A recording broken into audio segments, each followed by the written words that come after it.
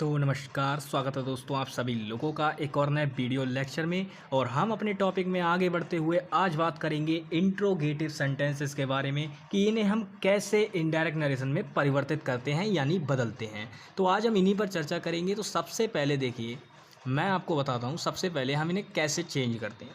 तो सबसे पहले आपको क्या करना है, इंट्रोगेटिव सेंटेंसेस के बारे में थोड़ा सा बेसिक जान लेना है। और आई होप कि आपको इंट्रोगेटिव सेंटेंसेस के बारे में अच्छी खासी जानकारी होगी भी।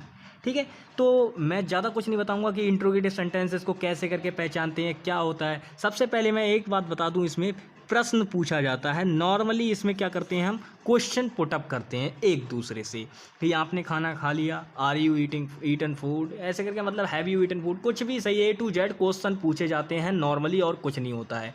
ठीक है, जिनका आंसर हम यस और नो में करते हैं। यदि क्वेश्चन वर्ड लगा के क्वेश्चन पूछ लिया जाए तो उनका आंसर हमें पूरी तरीके से करना होता है। जैसे what are you doing here, तुम यहाँ क्या कर रहे हो, तो आपको उसका पूरा विवरण देना होगा कि हम यहाँ पर ये कर रहे हैं। इसको इंग्लिश में ट्रांसलेट कर दो, आपका आंसर आ गया, इस प्रकार से। लेकिन करना क्या होता है, केवल प्रश्न का आंसर ही करना होता है, यानी इंट्रोगेटिव वाक्य के अंदर केवल क्वेश्चन पूछे जाते हैं। अब मैं बता दूं कि आप इसे वाक्य में कैसे पहचानोगे। तो मैं इसकी कब और कोई पहचान नहीं बताने वाला कि आप पहले हेल्पिंग वर्ब को देख लो आगे, या आपको कुछ और दिख जाए, मैं नहीं बताऊंगा। ऐसी कोई पहचान नहीं बताने वाला मैं, हेल्पिंग वर्ब का कुछ रखूंगा ही नहीं। मैं सीधी पहचान बता रहा हूं आपको, जहां पे आपको ये दिख जाए। अब ये मुझे बताने की ज़रूरत नहीं है क्या है। अगर आपको क्वेश्चन मार्क दिख जाए, क्या दिख जाए दोस्तों, क्वेश्चन मार्क, तो आप देखते ही तुरंत समझ जाना कि इंट्रोगेटिव सेंटेंस है। ठीक है, तो ये तो आपको पता चल गया कि इंट्रोगेटिव सेंटेंस होते क्या है। अब इंट्रोगेटिव सेंटेंसेस की अगर थोड़ी सी और बात की जाए तो ये हमें मिलते किस प्रकार से हैं, हम इन्हें इनडायरेक्ट नरेशन में कैसे बदलते हैं। ये तो बात हो गई डायरेक्ट नरेशन में, हमें कुछ इस प्रकार से मिलेगा। जैसे मान लीजिए इस प्रकार से मिल गया, did she learn her book, इस प्रकार से हमें मिल गया। मान लो इस प्रकार से हमें क्या मिल गया, वाक्य मिल गया कोई, did she learn her book. अब ये रिपोर्टेड स्पीच है, मैं बता रहा हूँ ये क्या रिपोर्टेड स्पीच। मैंने अभी इधर रिपोर्टिंग वर्ब नहीं लिखी है। अगर मैं कॉमा, इन्वर्टेड कॉमा लगा के इसे ऐसे फिट कर दूँ, यहाँ पे ही सैड वगैरह लिख दूँ, तो ये डायरेक्ट नरेशन बन जाएगी आपकी। लेकिन मैं ऐसा नहीं कर रहा हूँ, मैं केवल इतना समझा रहा हूँ कि इंट्रोगेटिव वाक्य में किस प्रकार से मिल सकती है रिपोर्टेड स्पीच, तो वो इस प्रकार से हो सकती है आपकी। अब यहाँ पे कुछ भी हो सकता है, हेल्पिंग वर्ब चेंज हो सकती है, सेंटेंस चेंज नहीं होगा, टेंस चेंज होगा। यहाँ पे टेंस कुछ भी हो सकता है, प्रेजेंट परफेक्ट हो सकता है आपका, या प्रेजेंट इंडेफिनिट हो सकता है, जैसे कि ये यहाँ पे है। ठीक है, पास्ट इंडेफिनिट हो सकता है, कुछ भी A to Z हो। ठीक है, पास्ट इंडेफिनिट हो सकता है, प्रेजेंट इंडेफिनिट हो सकता है, ये पास्ट इंडेफिनिट है, प्रेजेंट इंडेफिनिट हो सकता है, यहाँ पे प्रेजेंट कंटिन्यूअस हो सकता है, present perfect A to Z जो भी यहाँ पे जिनके भी रूल अप्लाई होते हैं वो सारे हो सकते हैं। ठीक है, इसी फॉर्म में। तो आपको करना क्या है, आपको कुछ नहीं पहचानना, बस ये देखो, जिस वाक्य के अंत में आपको क्वेश्चन मार्क लगा दिख जाए तो आपको उसको मैं इंडायरेक्ट में बदलने का नियम बता रहा हूँ क्या होता है। तो इस जो रिपोर्टेड स्पीच इस प्रकार की आपको लिखी हुई मिल जाए तो इसको इनडायरेक्ट में बदलने का नियम ये देख लो बस, केवल इनडायरेक्ट में बदलने का नियम, बदलने का नियम, इसको इनडायरेक्ट में बदलने का नियम देख लो दोस्तों। सबसे पहली बात, जो आपकी सैड वर्ब रहेगी, जो आपकी सैड वर्ब रहेगी उसको उठा के आपको कर देना है, या तो आप आस्क्ड कर दोगे या आप कर दोगे इंक्वायर्ड ऑफ, इंक्वायर्ड ऑफ। ठीक है, ये होती है इसकी स्पेलिंग, इंक्वायर्ड ऑफ। अब देखो दोस्तों, मेन बात ये है, ये यू है, इसको यू है। ठीक है, यू समझना, इसको यू ही है। ठीक है, इंक्वायर्ड ऑफ। अब मेन बात समझना ये है कि ये आस्क्ड और ये इंक्वायर्ड ऑफ, इसका हम इस्तेमाल कब करते हैं। इंक्वायर्ड जो है दोस्तों, ये इंक्वायरी से निकला है, इंक्वायरी से निकला है आपका। इंक्वायरी का मतलब क्या होता है, जांच पड़ताल करना। और आस्क्ड का मतलब क्या होता है दोस्तों, इसका मतलब होता है पूछना। ठीक है, तो जहाँ पे नॉर्मली क्वेश्चन पुटअप करोगे वहाँ तो आप आस्क्ड लगा दोगे, और जहाँ पे किसी चीज़ की इंक्वायरी की जाएगी, जांच पड़ताल अगर जहाँ पे हो रही है, तो वहाँ पे आपको इंक्वायर्ड ऑफ का ही इस्तेमाल करना है, मैं सजेस्ट करूँगा। लेकिन आप अगर आस्क्ड भी लगा देते हो तो कोई दिक्कत नहीं है, आपका चल जाएगा, नंबर नहीं कटेगा। लेकिन वो दिमाग में आता है ना कि इंक्वायर्ड ऑफ जब दिया है तो लगाते क्यों नहीं है। अरे भैया लगाते हैं, लेकिन लगाने का पता भी तो होना चाहिए कहाँ पर लगाना है। तो जहाँ आपको अपने आप पता चल जाएगा कि कहाँ पर आप इंक्वायर्ड ऑफ लगा सकते हो। ऐसा नहीं है कि जहाँ पे पूछ आस्क्ड लगा रहे हो वहाँ पे इंक्वायर्ड ऑफ नहीं लगा सकते। इस ऑब्लिक का मतलब ये है कि हम दोनों इस्तेमाल कर सकते हैं, दोनों इस्तेमाल कर सकते हैं। ठीक है, तो चलिए अब बात बताते हैं दूसरी क्या है, जो कंजंक्शन होगा आपका, कंजंक्शन यानी कनेक्टिव वर्ड, ठीक है, जोड़ने वाले संयोजक शब्द जिन्हें कहते हैं। तो ये यहाँ पे लगेगा, या तो आपका इफ़ लगेगा या आपका वेदर लगेगा। अब आपकी इच्छा है कि आप इफ़ लगाएं या वेदर लगाएं। अब इसमें भी कन्फ्यूज़न है कि भाई इफ़ कब लगाएंगे, वेदर कब लगाएंगे। ये तब लगाएंगे जब आपकी बात होगी चॉइस की बात होगी, तब आप वेदर का प्रयोग करेंगे।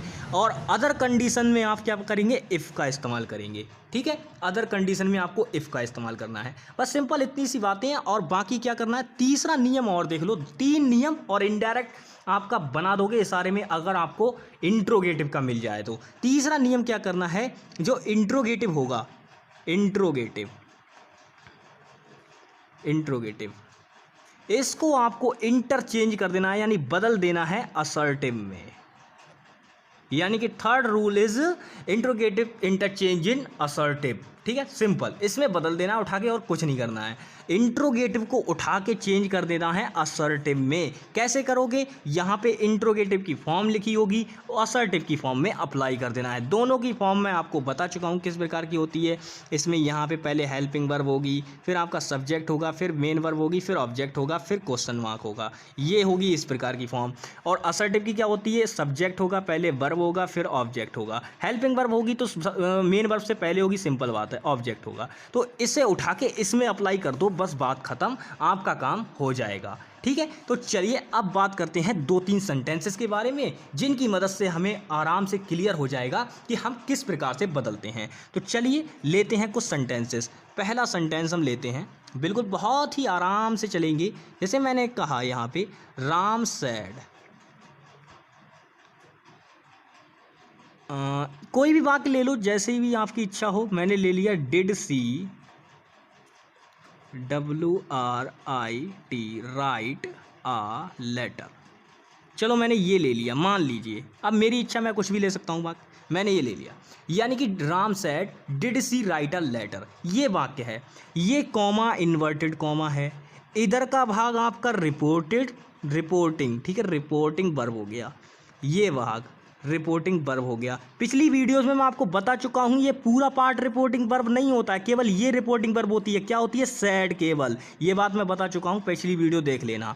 कॉमा, इन्वर्टेड कॉमा को हटाओगे, कंजंक्शन लगा दोगे। इफ़ कंजंक्शन का ज़्यादा इस्तेमाल करते हैं, मुझे पता है, ठीक है, तो आप भी इफ़ कंजंक्शन लगा देना, कोई दिक्कत नहीं है, नंबर नहीं कटेगा। अब बात करते हैं, इधर का जो भाग है ये क्या कहलाएगा, आपका रिपोर्टेड स्पीच कहलाएगा। ठीक है, ये आपका रिपोर्टेड स्पीच हो जाएगा। तो अब हम बदलेंगे कैसे, देखो, राम तो राम ही रहेगा, इसका तो कोई मतलब नहीं है। सैड को हम आस्क्ड में बदल देंगे, इंक्वायर्ड ऑफ भी कर सकते हो, आपकी इच्छा है। इफ़ लगाएंगे। अब देखो, यहाँ से होता है मेन काम शुरू, इतना तो सब कर देते हैं। यहाँ से मेन काम आता है। मेन काम क्या है, हमने यहाँ पे क्वेश्चन मार्क देखा, हमें पता चल गया कि ये इंट्रोगेटिव है। हमें क्या पता चला कि ये इंट्रोगेटिव है। अब इंट्रोगेटिव है तो इसको उठा के असर्टिव वाली फॉर्म में अप्लाई कर दो। असर्टिव वाली फॉर्म में अप्लाई करने के लिए सबसे पहले हमें इसमें फाइंड करनी होंगी कि कहाँ कहाँ पे क्या क्या चीज़ें हैं। तो ये आपका सब्जेक्ट है, ठीक है, ये आपकी हेल्पिंग वर्ब है, ये आपकी मेन वर्ब है, और ये आपका पूरा ऑब्जेक्ट है। लेकिन दोस्तों, एक बात अगर आप ध्यान से देखें तो इसमें नॉट कहीं भी लगा हुआ नहीं है। यानी कि जो इसका असर्टिव बनेगा, वो असर्टिव का कौन सा पार्ट बनेगा, अफर्मेटिव पार्ट बनेगा। और अफर्मेटिव पार्ट में डिड का हम कोई यूज़ नहीं करते हैं जब हम पास्ट इंडेफिनिट की बात करते हैं। लेकिन यहाँ पे एक बात और ध्यान रखनी है। वो बात क्या है, वो बात ये है कि भैया ये पास्ट इंडेफिनिट में है। किस में है, पास्ट इंडेफिनिट में है। और जब ये पास्ट इंडेफिनिट में है तो इसमें टेंस संबंधी रूल भी तो अप्लाई करोगे। तो टेंस संबंधी रूल जब अप्लाई करोगे तो past indefinite into change past perfect, ठीक है। तो पास्ट परफेक्ट में चेंज करोगे तो इसकी फॉर्म सिंपल अप्लाई कर दो। पास्ट परफेक्ट के लिए असर्टिव की फॉर्म क्या होती है, subject plus head plus verb की थर्ड फॉर्म प्लस ऑब्जेक्ट, ये फॉर्म होती। सिंपल अप्लाई कर दो। सी लिखोगे, हेड लिखोगे, और रिटर्न, ठीक है, रिटर्न WRITTEN, ये आई यहाँ पे लगाना भूल गया मैं, written a letter.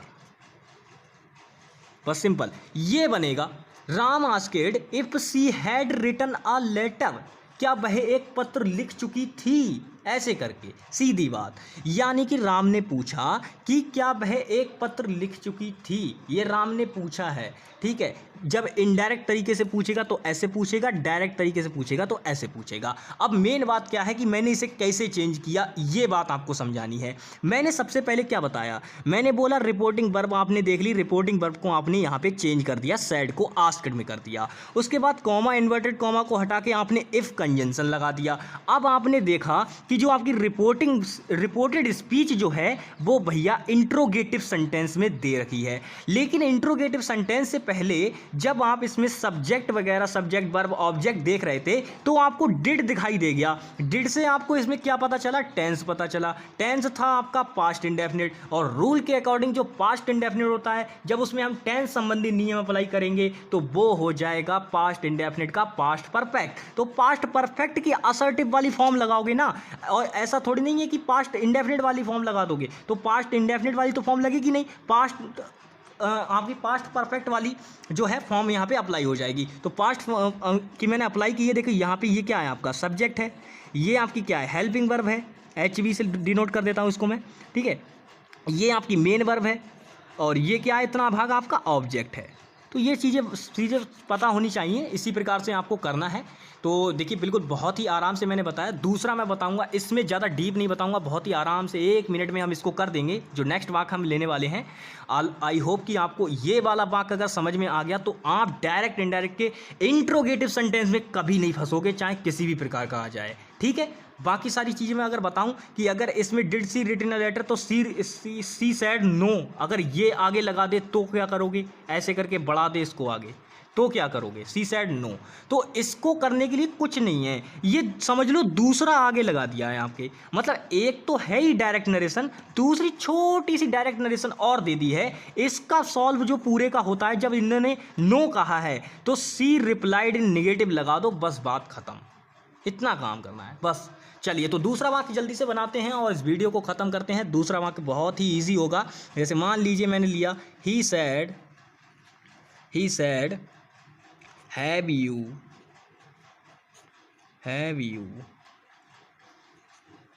Learned your lesson. अब ये है, देखिए ये है यहाँ पे he said have you learned your lesson.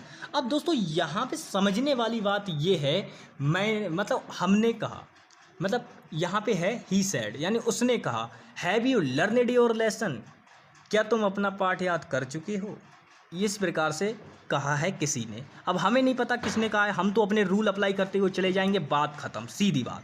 तो ही सैड का मतलब है ही आस्क्ड, क्योंकि इतना चेंज तो सब जानते हैं कि भैया जो रिपोर्टिंग वर्ब है उसे आस्क्ड कर दो, बात खत्म। कॉमा इन्वर्टेड कॉमा, ये चीज़ जो है कॉमा इन्वर्टेड कॉमा, इसको हटाया, इफ़ लगा दिया। अब देखो मेन बात ये है यू, यानी सेकंड पर्सन प्रोनाउन, बट हमारे पास तो ऑब्जेक्ट ही नहीं है, तो हम चेंज कैसे करेंगे, तो चेंज करेंगे नहीं, सीधा लगा देंगे इसकी जगह पे ही, क्योंकि थर्ड पर्सन का हम इस्तेमाल कर लेते हैं इसकी जगह पे। तो थर्ड पर्सन का यूज़ कर लिया, सिंपल, कोई दिक्कत नहीं होनी चाहिए। अब इसके बाद हमने जब देखा तो इसमें भैया यहाँ पे देखो ये लगा रखा है क्वेश्चन मार्क, यानी ये इंट्रोगेटिव सेंटेंस है। अब इंट्रोगेटिव है तो हम जब इनडायरेक्ट नरेशन में इसको चेंज कर रहे हैं तो असर्टिव चाहिए। असर्टिव के लिए जरा एक बार देख लो इसमें नज़र मार के, कहीं पे नो तो नहीं है, नहीं है नो नहीं है तो अफर्मेटिव बनेगा, तो अफर्मेटिव बनाओ। अफर्मेटिव के लिए जरा हमने देखा तो यहाँ पे हमें हेल्पिंग हैव दिख गई, हैव से हम समझ गए कि ये क्या है भैया, प्रेजेंट परफेक्ट है। तो प्रेजेंट परफेक्ट आपका चेंज किस में होता है दोस्तों, पास्ट परफेक्ट में चेंज होता है। तो पास्ट परफेक्ट में चेंज होता है तो ये क्या हो जाएगा, ही हैड लर्नड, और वहाँ की थर्ड फॉर्म तो आपकी दे ही रखी है इसमें, हिज लेसन। बस सिंपल, ये बन गया, इस प्रकार से होगा। अब आपके दिमाग में कुछ बातें घूम रही होंगी, मैं बताता हूँ। सबसे पहली बात, आपको ये थर्ड फॉर्म वाली तो इशारे में बहुत आराम से समझ में आ गई होगी कि थर्ड फॉर्म तो लगनी है। हैड भी आपको समझ में आ गया होगा, क्योंकि मैंने प्रेजेंट इंडेफिनिट जो होता है वो प्रेजेंट परफेक्ट होता है, वो पास्ट परफेक्ट में चेंज होता है, तो इसलिए हैड आएगा बिल, ठीक है, ये बात भी आप समझ गए। लेकिन आपका दिमाग घूम रहा होगा कि ये हिज कहाँ से आया। तो दोस्तों ये हिज जो है ही का पजेसिव केस है, यानी कि संबंध कारक, ठीक है। तो ही के साथ संबंध कौन रखेगा, हिज ही तो रखेगा। अगर यहाँ पे सी होता तो हर लेसन लगाते, सिंपल सी बात है, बस इतनी सी बात है। तो आज की वीडियो में बस इतना ही। और इस वीडियो में हमने क्या खत्म किया है दोस्तों, इस वीडियो में हमने खत्म किया है सीधी सीधी बात इंट्रोगेटिव सेंटेंस। और नेक्स्ट वीडियो में हम बात करेंगे इंपरेटिव सेंटेंसेस की, उसके बाद ऑप्टेटिव सेंटेंस, और उसके बाद एक्सक्लेमेटरी, और बात खत्म। ठीक है, उसके बाद बात करेंगे सिंथेसिस के बारे में। सिंथेसिस को भी बहुत ही जल्द हम क्लियर कर देंगे, बहुत आराम से बात करेंगे, बिल्कुल आपको बहुत ही डीप समझाते हुए चलेंगे ताकि आपको अच्छे से समझ में आए और आप एग्जाम में कोई भी गलती ना करें। तो चलिए दोस्तों, मिलेंगे नेक्स्ट वीडियो में, तब तक के लिए bye bye, take care and जय हिंद दोस्तों।